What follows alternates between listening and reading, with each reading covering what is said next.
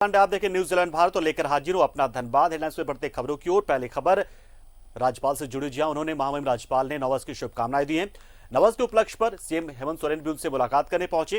राज्यपाल द्रौपदी मुर्मू से मुलाकात हुई है और उन्होंने नववर्ष की बधाई राज्यपाल द्रौपदी मुर्मू को दी। एक शिष्टाचार मुलाकात और नए साल पर शुभकामनाएं मुख्यमंत्री हेमंत सोरेन की तरफ से राज्यपाल द्रौपदी मुर्मू को, और इस दौरान राज्यपाल द्रौपदी मुर्मू ने भी उन्हें नए साल की बधाई दी है मुख्यमंत्री को, और उज्जवल भविष्य की और आने वाले 4 सालों के लिए अच्छे भविष्य की कामना की है।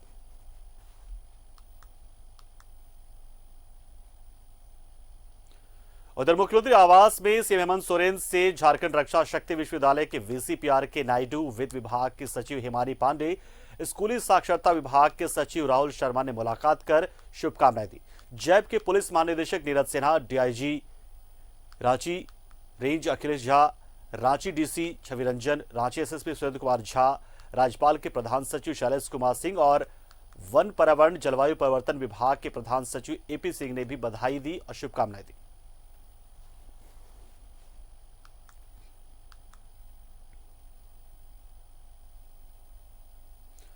उधर मुख्य सचिव सुखदेव सिंह, डीजीपी एमवी राव और झारखंड लोक सेवा आयोग के अध्यक्ष अमिताभ चौधरी ने भी मुख्यमंत्री से मुलाकात की और उन्हें नए साल की शुभकामनाएं दी। दोनों ने मुलाकात की है और शुभकामनाएं दी हैं।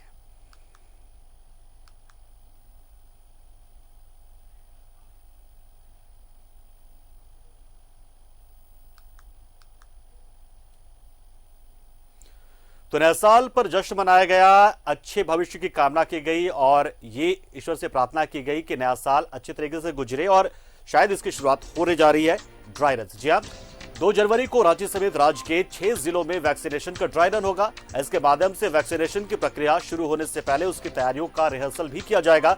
इसी के मद्देनजर शुक्रवार को सभी चयनित जिलों के सिविल सर्जन और प्रखंड के मेडिकल ऑफिसर इंचार्ज को केंद्र और राज्य के स्वास्थ्य विभाग की तरफ से प्रशिक्षण दिया गया। रांची के 3 केंद्रों को वैक्सीनेशन के लिए ड्राई रन के लिए चुना गया है। इसमें सदर अस्पताल रांची, सीएचसी बुंडू और रातू शामिल है। यहां की तैयारियों का पूरा कर लिया गया है। यहां के मेडिकल ऑफिसर इंचार्ज को सारी वैक्सीनेशन के पहले की तमाम जानकारियां दे दी गई हैं। पूरी हो चुकी है। राज्य की तरफ से जो हम लोग को दिशा निर्देश आया है, उसके अंतर्गत हम लोगों ने 3 जगहों का चयन किया है। रांची सदर अस्पताल, रातू सामुदायिक स्वास्थ्य केंद्र और बुंडू सब डिविजनल हॉस्पिटल, ये 3 जगहों पर ड्राई रन का किया जाएगा। भी लोग वैक्सीनेशन से परिचित है। हमारे यहाँ के जितने स्टाफ है जो वैक्सीनेटर्स हैं या बाकी पाराकर्मी, मेडिकल पाराकर्मी या डॉक्टर सभी पूर्व परिचित है इसमें। और जो पहले हम लोगों का वैक्सीनेशन होता था उसमें एक फर्क ये है, पहले मोस्टली बच्चों को हम लोग वैक्सीनेशन किया करते थे और सभी बच्चों का किया करते थे। इसमें ऐसा नहीं है। इसमें जिन लोगों का रजिस्ट्रेशन हो चुका है उन्हीं लोगों को केवल वैक्सीनेशन किया जाएगा।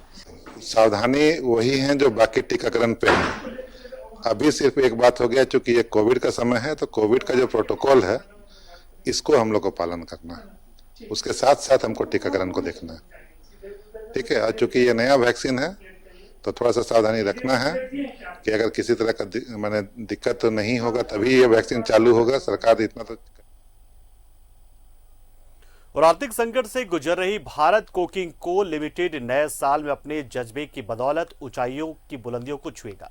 बीसीसीएल के सीएमडी गोपाल सिंह ने कहा कि न सिर्फ कंपनी को आर्थिक संकट से उबारा जाएगा बल्कि देश को कोकिंग कोल के लिए आत्मनिर्भर बनाने की दिशा में भी काम किया जाएगा। इस दौरान उन्होंने रैयतों के साथ उत्पन्न विवाद को डीसी के साथ बैठकर 16 जनवरी को सुनवाई करने की बात भी कही।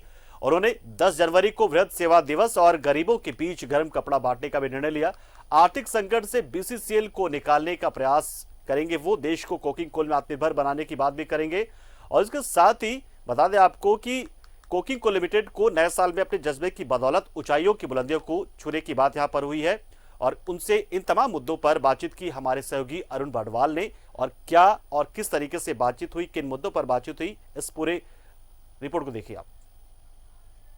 संक्रमित आम आदमी के साथ साथ प्रमुख कोयला कंपनी बीसीसीएल भी इस कोरोना के असर का मार पड़ी उस पर भी फिर से बीसीसीएल को 2021 में नई चुनौतियों के साथ कैसे इस आर्थिक संकट के जो दौर से जो गुजर रही है बीसीसीएल, उससे उबारा जाए, उसमें कंपनी जुट गई है। तो सीधे जुड़ेंगे सीएमडी गोपाल सिंह सर से।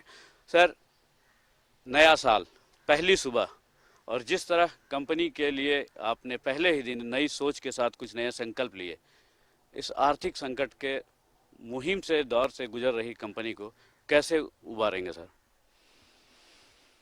देखिए, ये सच्चाई है कि अभी हमारी बीसीसीएल थोड़ा आर्थिक संकट के दौर से गुजर रही है, मगर मेरा मानना है जहाँ चाह वहाँ राह। समस्या है तो उसका समाधान भी अवश्य होता है, और एक 9 पॉइंट प्रोग्राम बनाया है जो हमारा turn around policy of BCCL का हिस्सा होगा। तो उस 9 पॉइंट पे हम काम करेंगे, और आप देखें वो जो 9 पॉइंट्स हैं उसमें तीनों मेजर्स हैं। इमीडिएट मेजर्स हमें क्या लेने हैं, शॉर्ट टर्म में हमें क्या करना है, और लॉन्ग टर्म में क्या करना है। वाशरी में जो रॉकवूल फीड होता था, यदि अप्रैल से सितंबर तक का पर मंथ का एवरेज निकालिए, और जो हमारी टीम ने अक्टूबर में, नवंबर में, दिसंबर में जो वाशरी को फीड किया है रॉकवूल, उसमें मोर देन 100% का ग्रोथ है। आज हमारे सभी बीसीसीएल के जितने भी क्षेत्र हैं, सभी क्षेत्रों ने अपने यहाँ एक सिलाई सेंटर शुरू किया। उससे हमारे जो भी बच्चियां हैं वहाँ की सबको प्रशिक्षण मिलेगा सिलाई में, और मुझे पूरा विश्वास है कि इसके माध्यम से उन्हें रोजगार मिलेगा। धनबाद को एक टेक्सटाइल हब बनने में सुविधा होगी। सब लोगों ने मिलकर डिसाइड किया कि 10 जनवरी को हम एक सेवा दिवस के रूप में मनाएंगे, और जो भी हमारे बीसीसीएल कमांड जोन में गरीब हैं उनको हम कंबल का वितरण करेंगे। और उसी का परिणाम है कि हम लोग 16 तारीख को हमारे धनबाद के डीसी साहब, मैं, हम लोग जो लीगल टाइटल होल्डर्स हैं उनसे टाउन हॉल में मिलने जा रहे हैं, उनका सलाह लेंगे, उनसे फीडबैक लेंगे, और फिर उस अनुरूप हम आगे बढ़ेंगे। सिमिलरली जो हमारे नॉन लीगल टाइटल होल्डर्स हैं उनसे भी हम निरंतर फीडबैक ले रहे हैं। बीसीसीएल में जिस तरह से 7 ब्लॉक पे हमारी सीएमपीडीआई काम कर रही है, उन 7 ब्लॉक की कैपेसिटी लगभग 100 मिलियन टन होगी, नॉर्मेटिव कैपेसिटी। पीक में हम जाएंगे तो लगभग वो 130-140 मिलियन टन होगा, और लोधना एरिया 15 से 20 मिलियन टन कोयला उत्पादन करने के लिए अग्रसर हो जाएगा। तो हमारे लिए सेफ्टी बहुत ही महत्वपूर्ण है, विशेषकर हम जब इस पैमाने पे मोर देन 100 मिलियन टन पे जाएंगे, और जिस तरह से हमारी केंद्र सरकार और राज्य सरकार प्रोएक्टिवली कदम लिया, उससे भी हम लोगों को बहुत फायदा मिला। तो चलिए, ये विषैला वर्ष 2020 खत्म हुआ, 2021 नई शुरुआत के साथ हम शुरू करें। हालांकि कंपनी के रिवाइवल के लिए इसी फिनेंशियल ईयर में एक मेगा जो ब्लॉक है लोधना से 15 मिलियन टन उत्पादन की बात दावा इन्होंने किया है, और वो अब इसी फिनेंशियल ईयर महज 3 महीने में प्रोजेक्ट रिपोर्ट भी कंपनी के हाथ में पहुंच चुकी है। और ऐसा प्रतीत होता है जो शायद जो बीसीसीएल जो अपने पुराने ज़मानों में जिस तरह याद किया जाता था, वो फिर वो फलक तक और गरिमा अपना हासिल पहुंच करेगा। न्यूज़ 11 भारत के लिए धनबाद से सहयोगी बंटी के साथ अरुण वर्मा। और हर साल की तरह इस बार भी 2021 के नए साल के पहले दिन विधायक मथुरा प्रसाद महतो ने आदिम जनजाति बिरहोरों के साथ वनभोज किया, और बिरहोर परिवार के बच्चों को और साथ ही उन बड़े लोगों को भी साड़ी, कंबल और किताब कॉपी का वितरण उनके बीच किया। वहीं केक काटकर नववर्ष भी मनाया। उनके साथ सैकड़ों जेबी के कार्यकर्ताओं ने भी वनभोज में शिरकत की।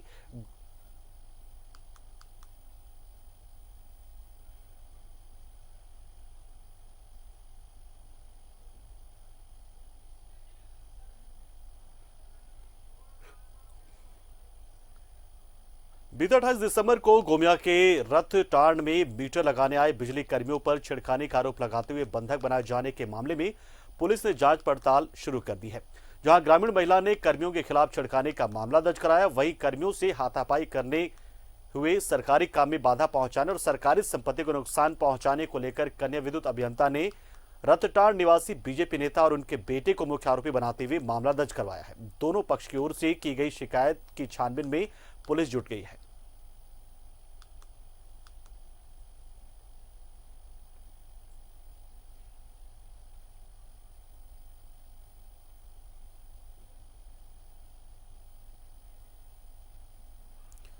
साल 2020 के जाते जाते भी कोरोना वायरस का कहर धनबाद में खत्म नहीं हुआ। शहर में एक बार फिर कोरोना का संक्रमण तेजी से फैलने लगा।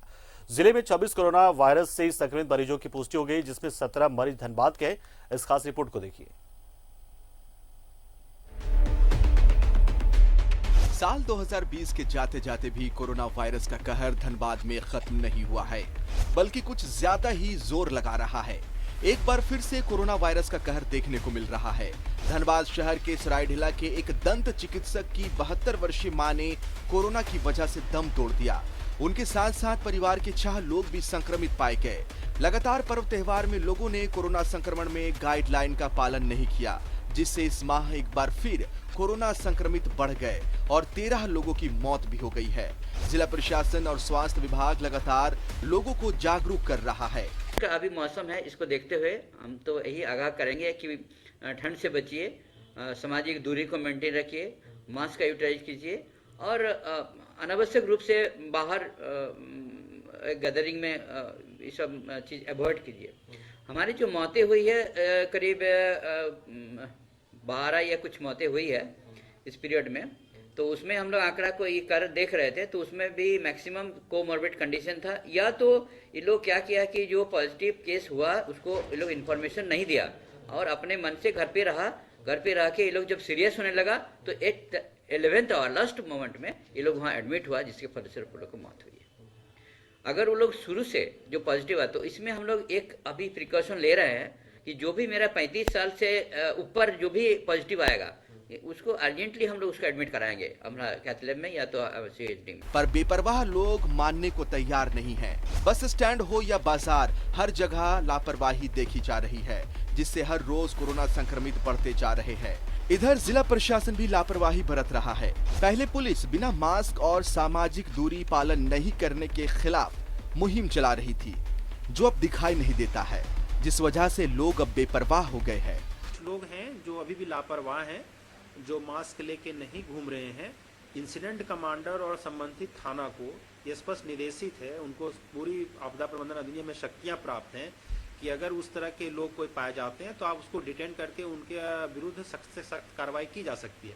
कुछ लोग हैं जो अभी भी इस चीज़ की गंभीरता को नहीं समझ रहे हैं और प्रशासन वैसे लोगों के साथ यदि पकड़ा जाती है तो उनको साथ बहरहाल अगर इसी तरह लोग लापरवाही बरतते रहे तो कहीं धनबाद में एक बार फिर कोरोना मरीजों की संख्या में इजाफा ना हो जाए। जिस तरह पिछले 1 महीने में कोरोना का कहर देखने को मिला है, इससे स्वास्थ्य विभाग में भी खलबली है।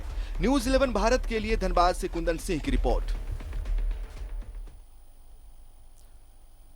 और ऐसा तो होना ही था जब पैथकांड जैसे लैब से कोरोना की रिपोर्ट नेगेटिव दे दी जाए बिना जांच के ही, तो ये सब केसेस बढ़ने ही है और कम से कम ये अब इंतजार करना होगा कि इससे ज्यादा संख्या ना बढ़े और कम से कम जो नेगेटिव रिपोर्ट देंगे पैथकांड की ओर से वो नेगेटिव ही रहे, बेहतर होगा। बढ़ते खबरों में आगे।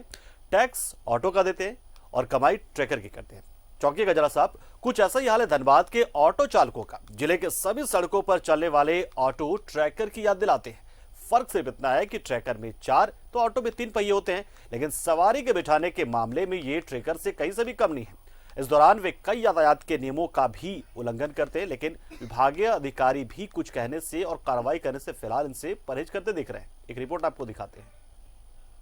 प्रशासन की तरफ से ऑटो चालकों को कई तरह की छूटें मिल गई हैं और इसकी वजह से आम लोगों को भी काफी सहूलियतें मिल रही हैं, लेकिन इन छूटों का बेजा फायदा ऑटो चालक उठा रहे हैं और कई तरीके से आम लोगों को परेशान कर रहे हैं। दरअसल क्षमता से अधिक यात्रियों को बिठाकर ऑटो चालक राजस्व को भी नुकसान पहुंचा रहे हैं। साथ ही संशोधित मोटर वाहन अधिनियम की धारा 182A के तहत वाहनों में किए गए प्रत्येक छेड़छाड़ पर 5,000 रुपए का जुर्माना भी तय किया गया है। ऑटो का रजिस्ट्रेशन 3 सवारी और 1 चालक पर होता है, लेकिन ऑटो की बॉडी में छेड़छाड़ करते हुए पीछे 4 सवारियों के बैठने के लिए 2 सीट लगाए जाते हैं और इस तरीके से ऑटो चालक मोटर व्हीकल एक्ट का भी उल्लंघन कर रहे हैं। निष्कर्ष यही और इन लोगों को स्पष्ट निर्देश दिया गया था कि जो कोविड में जो आप लोग के लिए रिलैक्सेशन दी गई थी वो अब नहीं दी जाएगी, प्रक्रियाएं सामान्य सी हो गई हैं। तो जो पहले डिसाइडेड भाड़ा था वही भाड़ा लेना है। कुछ उनको काम सौंपे गए थे कि आपको अपने अपने संघ में जितने ऑटो रजिस्टर्ड हैं उनका डिटेल हमारे पास भेजेंगे प्लस कौन से जगह चिन्हित करने हैं ठहराव का, वो हम लोग फील्ड विजिट करके उसको चिन्हित भी करेंगे। ये सारे चीज़ देने के बाद हम लोगों ने डिसाइड किया था कि 14 फरवरी को एक बैठक की जाएगी आपके इन सारे कार्यों के बाद, कि हम लोग को भाड़ा बढ़ाने पर विचार विमर्श किया जाना है या नहीं जाना, और उस समय सारे प्रतिनिधियों को भी बुलाया जाना है। उसको आता हुए लास्ट में जब हम लोग स्ट्राइक तोड़ दिए थे तो बोले थे कि ठीक है, आप अपना ऑटो भाड़ा जो स्वेच्छा से देता है वो लीजिए, और कम से कम 1 महीना रोड में कचकच नहीं हो, शांतिपूर्ण से टेम्पो चलाइए, बाकी हम भाड़ा जो है तय कर देंगे। लॉकडाउन के दौरान ऑटो के लिए बने नियम भले ही खत्म हो गए हों, पर ऑटो चालक कोरोना के नाम पर यात्रियों से अभी भी अधिक किराया वसूल रहे हैं। प्रशासन का साफ कहना है कि अगर ऑटो ड्राइवर ज्यादा भाड़ा वसूलते हैं तो उन पर कार्रवाई होगी, और ऑटो में लिमिट से ज्यादा सवारी नहीं बैठाया जा सकता है, क्योंकि कोरोना का खतरा भी खत्म नहीं हुआ है। और प्रशासन 14 फरवरी की बैठक के बाद ये तय करेगा कि भाड़े में बढ़ोतरी होगी या नहीं। ऑटो का सवारी जो होती है कोई स्टैंड पे नहीं चढ़ती, जो मूवमेंट होता है कोई 1 किलोमीटर 2 किलोमीटर, तो रोड के किनारे इतनी जगह नहीं है कि हर जगह स्टैंड बनाया जाए, लेकिन श्रमिक चौक पर एक मार्ग है उनका, वहाँ वो ऑटो लगा रहे हैं। स्टेशन में रोड में भी है स्टैंड है, जो स्टेशन रंगदारी वसूलने के लिए हम लोग लीगलाइज कर रहे हैं इसको, कि वहाँ सैरात बनाए हम लोग श्रमिक चौक पे, और वहाँ फिक्स जो रेट है वही उनसे लिया जाए। बहरहाल जिस तरीके से धनबाद के ऑटो चालकों की तरफ से मनमानी की जा रही है, और साथ ही यात्रियों की जान जोखिम में डालकर सरपट इन ऑटो को दौड़ाया जा रहा है, अगर प्रशासन जल्द अंकुश इस पर ना लगाता है तो बड़ी दुर्घटना की संभावना से इनकार नहीं किया जा सकता। न्यूज़ 11 भारत के लिए धनबाद से निकुंज के साथ कुंदन सिंह की रिपोर्ट। और फिलहाल अपना धनबाद में रुकते एक छोटे से ब्रेक के लिए जल्द हाजिर होंगे कुछ और अहम खबरों के साथ।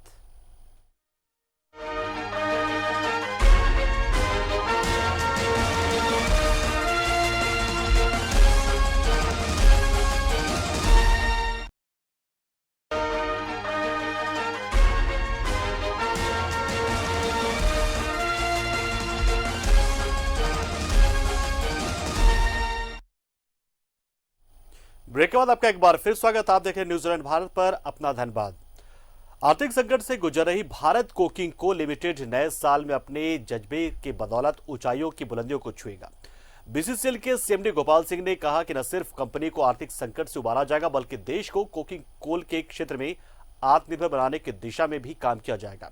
इस दौरान उन्होंने रैयतों के साथ उत्पन्न जमीनी विवादों के लिए 16 जनवरी को एक सुनवाई करने की बात भी कहा कि उपायुक्त की मौजूदगी में यह बातचीत होगी। वहीं उन्होंने 10 जनवरी को बृहद सेवा दिवस और गरीबों के बीच गर्म कपड़ा बांटने का भी निर्णय लिया।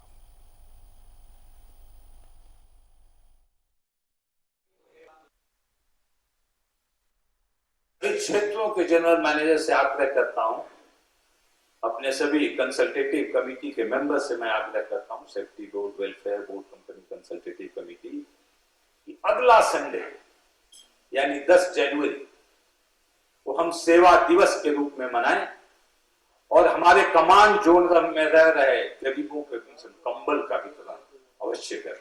और मैं आप सब लोगों से आग्रह करता हूं, गुजारिश करता हूं कि आपके घर में जो कपड़े सरप्लस है उनको धोकर अच्छा से आयरन कराकर हमारे जहां जहां जिस क्षेत्र जो आपके नजदीक पड़ता है वहां एक कलेक्शन सेंटर हमारे जनरल मैनेजर्स जरूर बनाएंगे, वहां आप दे दें, ताकि हम ज्यादा से ज्यादा अपने गरीब साथियों को इस ठंड की मार से बचा सकें। धनबाद के भूली ओपी क्षेत्र स्थित अपार्टमेंट में शॉर्ट सर्किट की वजह से आग लग गई एक फ्लैट में।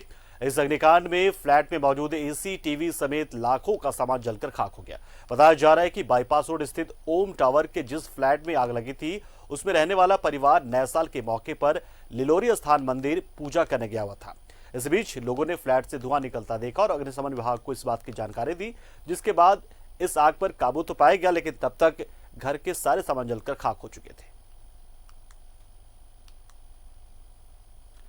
इधर धनबाद के पुटकी में भी तेज रफ्तार से आ रही एक बोलेरो बिजली के खंभे से टकरा गई। हादसे में एक व्यक्ति की मौत हो गई।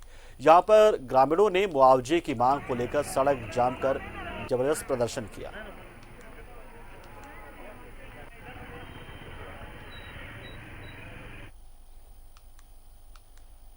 तो यहां पर एक सड़क हादसा हुआ है और बोलेरो यहां पर टकरा गई है। झरिया में भी तेज रफ्तार हाईवा ने बाइक सवार को रौंद दिया। घटनास्थल पर ही एक युवक की मौत हो गई, जबकि दूसरे की हालत गंभीर है, जिसे टाटा के सेंट्रल हॉस्पिटल जामाडोबा में भर्ती कराया गया है। हादसे के बाद हाईवा चालक घटनास्थल से फरार हो गया।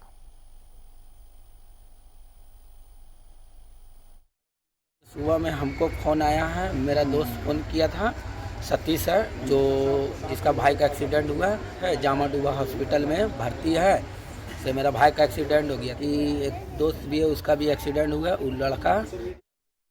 धनबाद बोकारो मुख्य मार्ग मुचराई डिगा फाटक के पास एक कार धनबाद जाने के क्रम में अनियंत्रित होकर खेत में जा गिरी और क्षतिग्रस्त हो गई। इसमें कार चालक गंभीर रूप से जख्मी हो गया और एक व्यक्ति को इसमें मामूली चोटें आई। स्थानीय लोगों ने कार को सीधा कर चालक और सहयोगी को बाहर निकाला। उन लोगों को एम्बुलेंस से बीजीएच भेजा गया। कार में पीछे बैठे 2 लोगों को हालांकि कुछ भी नहीं हुआ है। घटना की सूचना पाकर मौदा पुलिस घटनास्थल पर पहुंची और क्रेन के माध्यम से क्षतिग्रस्त कार को सड़क पर वापस लाया गया।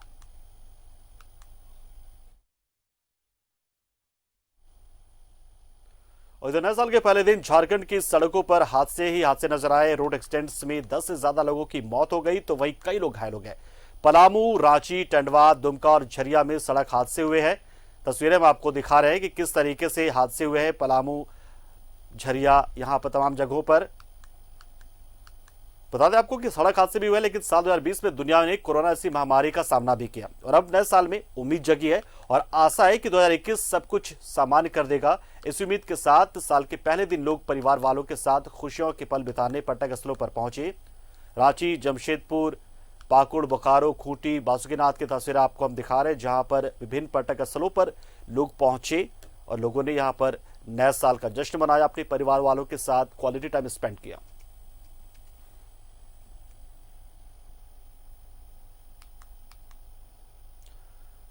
और इधर नए साल के मौके पर धनबाद में भी भक्तों की लाइन सुबह से ही मंदिरों में देखी गई। जोड़ा फाटक रोड स्थित शक्ति मंदिर में सुबह से ही लोग पूजा अर्चना करने के लिए पहुंच रहे थे। कोरोना संक्रमण को देखते हुए मंदिर कमेटी की तरफ से भी पूरी व्यवस्था की गई थी। दर्शन टाइमिंग के हिसाब से लोगों को टोकन दिया जा रहा था, जिससे कि मंदिर परिसर में लोगों की भीड़ नियंत्रित रह सके। इस दौरान जिले के विभिन्न पिकनिक स्पॉट पर भी सैलानियों की काफी भीड़ देखी गई।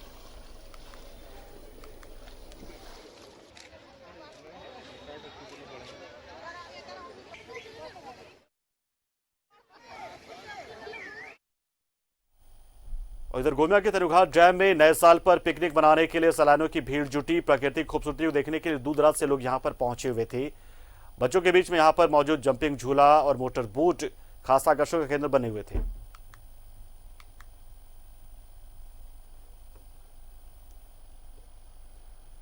और इस बुलेटिन में फिलहाल इतना ही। मुझे दीजिए इजाजत। नमस्कार।